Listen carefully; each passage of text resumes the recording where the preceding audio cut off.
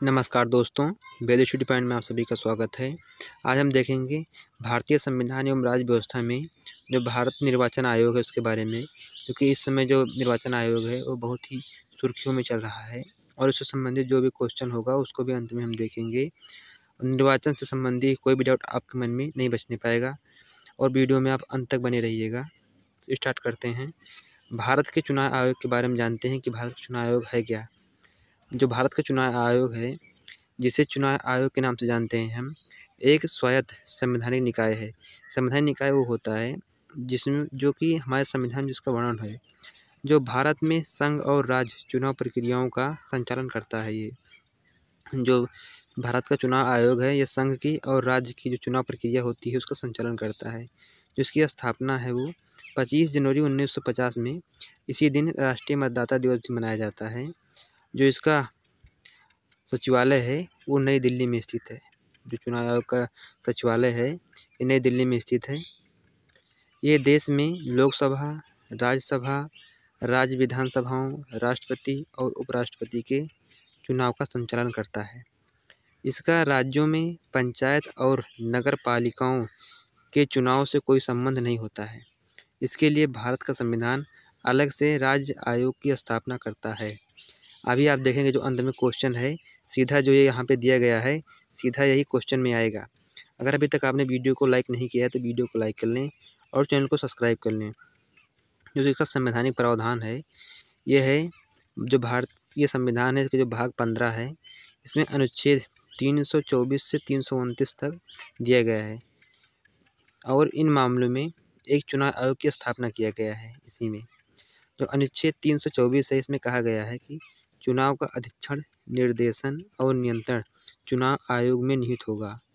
वहीं जो अनुच्छेद 325 है इसमें कहा गया है कि धर्म, जाति या लिंग के आधार पर किसी भी व्यक्ति को विशेष को मतदाता सूची में न शामिल किया जाएगा, न इससे उसे मतदाता सूची से निकाला जाएगा, न ही अयोग्य ठहराया जाएगा इससे।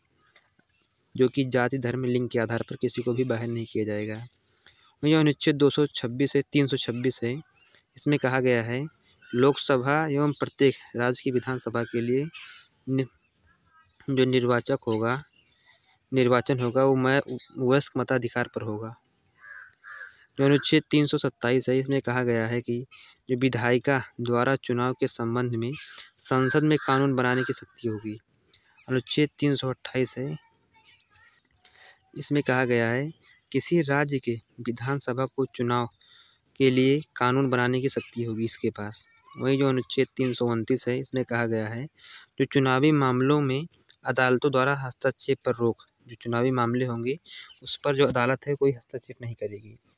जो इसकी संरचना है चुनाव आयोग की एक ऐसी है, इसके बारे में हम देखते हैं। जो निर्वाचन आयोग में मूलतः केवल एक चुनाव आयुक्त का प्रधान जो था प्रावधान था, लेकिन राष्ट्रपति की एक अधिसूचना के जरिए 16 अक्टूबर 1989 को इसे 3 सदस्यीय बना दिया गया। जो निर्वाचन आयोग में मुख्य चुनाव आयुक्त होता है और अन्य चुनाव आयुक्त है यदि कोई हो, जो राष्ट्रपति समय समय पर तय करता है। वर्तमान में इसमें मुख्य चुनाव आयुक्त और दो अन्य चुनाव आयुक्त होते हैं, जिनकी जो वेतन भत्ते हैं ये सभी एक समान ही होता है। इसमें कोई अलग नहीं होता है कि उनका वेतन ज़्यादा है उनका वेतन कम है। और जो होते हैं ये निर्वाचन जो अधिकारी होते हैं ये एक IAS रैंक के अधिकारी होते हैं। जी यहाँ लिखा है राज्य स्तर का जो निर्वाचन आयोग है की सहायता मुख्य चुनाव अधिकारी द्वारा की जाती है, जो कि एक IAS स्तर का अधिकारी होता है। और जो इनकी योग्यता होती है वो होती है कि जो ये इनका जो निष्कासन होता है, जैसे सुप्रीम कोर्ट के जैसे होता है उनका निष्कासन जज का, उसी तरह इनका भी निष्कासन होता है। उसके बाद है जो चुनाव आयुक्त हैं उनकी नियुक्ति और कार्यकाल इनका कितना होता है। राष्ट्रपति मुख्य चुनाव आयुक्त और अन्य जो चुनाव आयुक्त होते हैं उनकी नियुक्ति करता है। जो इनका कार्यकाल होता है 6 वर्ष या 65 वर्ष, जो भी पहले पूरा हो जाता है। इन्हें भारत के सर्वोच्च न्यायालय के न्यायाधीशों के समकक्ष दर्जा प्राप्त है। इनका जो दर्जा है वो जो न्यायाधीश हैं उनके समकक्ष है और उनके वेतन और भत्ते भी उन्हीं के समान मिलते हैं। जो इनका निष्कासन होता है ये कैसे होता है इसके बारे में देख लेते हैं। वे कभी भी इस्तीफा दे सकते हैं या इन्हें उनके कार्यकाल की समाप्ति से पहले भी हटाया जा सकता है। जो मुख्य चुनाव आयुक्त होते हैं को संसद द्वारा सर्वोच्च न्यायालय के न्यायाधीश को हटाने की प्रक्रिया की तरह ही पद से हटाया जा सकता है। जब इनको हटाया जाएगा, जो सुप्रीम कोर्ट के जज हैं, जो प्रक्रिया उनकी है, उन्हीं प्रक्रिया से इनको भी हटाया जाएगा। वहीं जो उनकी सीमाएं हैं, संविधान ने निर्वाचन आयोग के सदस्यों की योग्यता कानूनी, शैक्षिक, प्रशासनिक या न्यायिक निर्धारित नहीं की है। संविधान ने चुनाव आयोग के सदस्यों का कार्यकाल भी निर्दिष्ट नहीं किया है। संविधान ने सेवानिवृत्त चुनाव आयुक्तों को सरकार द्वारा किसी और नियुक्ति से वंचित नहीं किया है। ये सीमाएं हैं कि इसके अलावा भी दूसरी भी नौकरी कर सकते हैं। वहीं जो भारतीय निर्वाचन आयोग की शक्ति और कार्य है, जो इनका प्रशासनिक कार्य है, ये है संसद के परिसीमन आयोग अधिनियम के आधार पर पूरे देश में निर्वाचन की सीमा का निर्धारण करना, समय समय पर मतदाता सूची तैयार करना और सभी पात्र मतदाताओं का पंजीकरण करना, राजनीतिक दलों को मान्यता देना और उन्हें चुनाव चिन्ह आवंटित करना। यह राजनीतिक दलों और उम्मीदवारों के लिए चुनाव में आदर्श आचार संहिता जारी करता है ताकि कोई अनुचित कार्य न करे या सत्ता में मौजूद जो लोग हैं उनके द्वारा शक्तियों का दुरुपयोग न किया जा सके। जो सलाहकार, क्षेत्राधिकार और अर्धन्यायिक कार्य होता है इनका, संविधान के तहत संसद और राज्य विधानमंडलों में मौजूद सदस्यों का निर्वाचन के बाद अयोग्य ठहराए जाने के मामले में आयोग के पास सलाहकारी क्षेत्राधिकार है। ऐसे सभी मामलों में आयोग की राय राष्ट्रपति के लिए बाध्यकारी है। जो आयोग राय देगा वो राष्ट्रपति के लिए बाध्यकारी होगी, किंतु ऐसे मामले पर राज्यपाल अपनी राय दे सकता है। इसके अलावा चुनाव में भ्रष्ट आचरण के दोषी पाए जाने वाले व्यक्तियों के मामले में जो सर्वोच्च न्यायालय और उच्च न्यायालयों के सामने आते हैं, इस सवाल पर आयोग की राय के लिए भी भेजा जा सकता है कि क्या ऐसे व्यक्ति को आयोग घोषित किया जाएगा और यदि हाँ तो किस अवधि के लिए। आयोग के पास ऐसे किसी उम्मीदवार को अयोग्य घोषित करने की शक्ति है जो समय के भीतर और कानून द्वारा निर्धारित तरीके से अपनी चुनावी खर्चों का लेखा जोखा करने में विफल है। अगर कोई भी ऐसा उम्मीदवार है जो कि अपना लेखा जोखा या जो नियम दिया गया है कानूनी, अगर उससे का अगर उल्लंघन कर रहा है तो उसको ये आयोग घोषित कर सकता है, जो चुनाव आयोग है। जो संबंधित क्वेश्चन आया था 2017 में, निम्नलिखित कथनों पर विचार कीजिए। जो भारत का चुनाव आयोग है ये 5 सदस्यीय निकाय है। उसके बाद है अगला, केंद्रीय गृह मंत्रालय आम चुनाव और उपचुनाव दोनों के संचालन के लिए चुनाव कार्यक्रम तय करता है। चुनाव आयोग मान्यता प्राप्त राजनीतिक दलों के विभाजन, विलय से संबंधित विवादों का समाधान करता है। यहाँ पे जो ऑप्शन नंबर 3 है यही सही होगा, क्योंकि जो चुनाव आयोग है ये 5 सदस्यीय निकाय है, क्योंकि शुरुआत में 1 था लेकिन राष्ट्रपति की अधिसूचना के बाद अब ये 3 हो गया। एक मुख्य चुनाव आयुक्त, 2 उसके जो अपर आयुक्त हैं वो हैं। और जो केंद्रीय गृह मंत्रालय आम चुनाव और उपचुनाव दोनों का संचालन का कार्यक्रम तैयार करता है।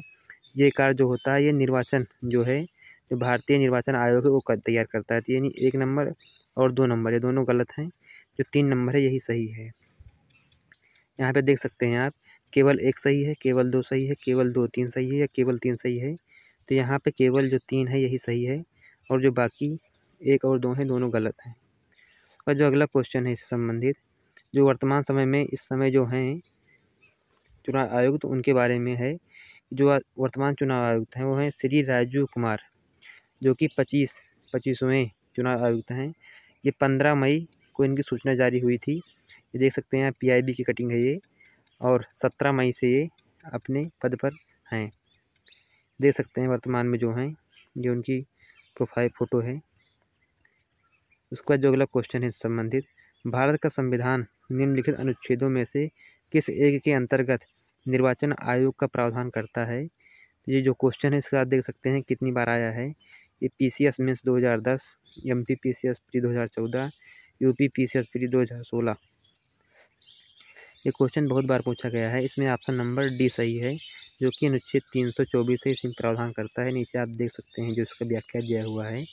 जो भारतीय संविधान के अनुच्छेद 324 के तहत संसद एवं राज्य विधानमंडलों तथा राष्ट्रपति एवं उपराष्ट्रपति पदों के निर्वाचन के लिए निर्वाचन नामावली तैयार कराने तथा इन निर्वाचनों के संचालन का अधीक्षण, निर्देशन और नियंत्रण करने के लिए निर्वाचन आयोग का प्रावधान किया गया है। जो अगला क्वेश्चन है ये IAS में आया है 2002 में। इसमें कहा गया है कि भारत के संदर्भ में निम्नलिखित कथनों पर विचार कीजिए।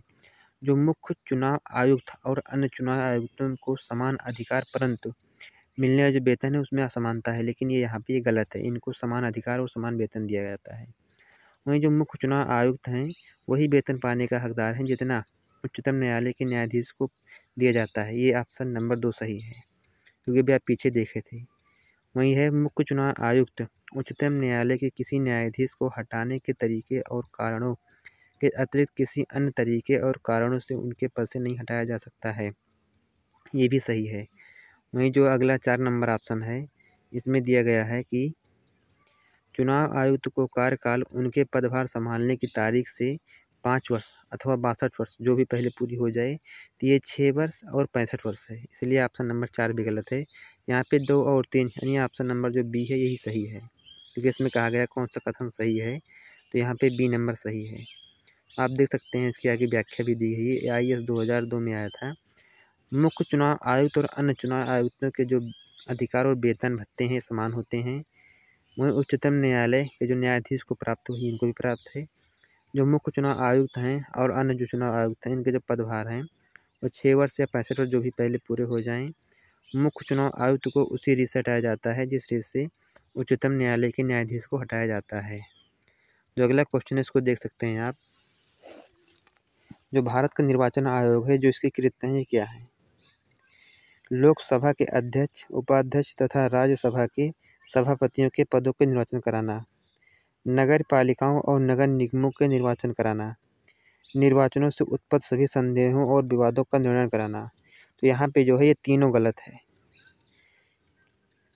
क्योंकि आप देखे होंगे कि इनका काम है कि लोकसभा, राज्यसभा, राष्ट्रपति, उपराष्ट्रपति का चुनाव कराना, राज्य एवं संघ का चुनाव कराना है, न कि नगर पालिका का चुनाव कराना है। इसके लिए अलग राज्य निर्वाचन आयोग होता है।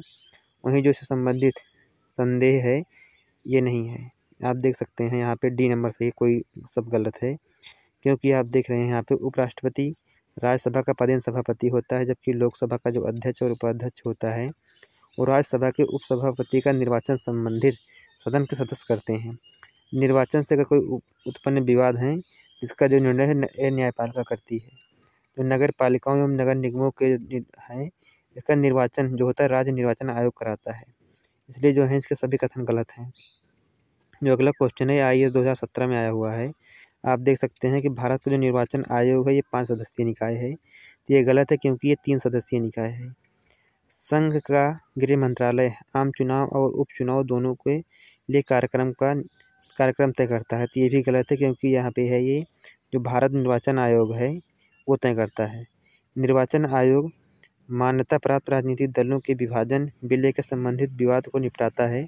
यहाँ पे जो ऑप्शन नंबर 3 है सिर्फ यही सही है। देख सकते हैं यहाँ पे ऑप्शन नंबर जो डी है यही सही है, बाकी जो है गलत है। अगर वीडियो आपको पसंद आया हो तो वीडियो को लाइक करें और चैनल को जरूर सब्सक्राइब करें, अपने दोस्तों में शेयर करें। धन्यवाद।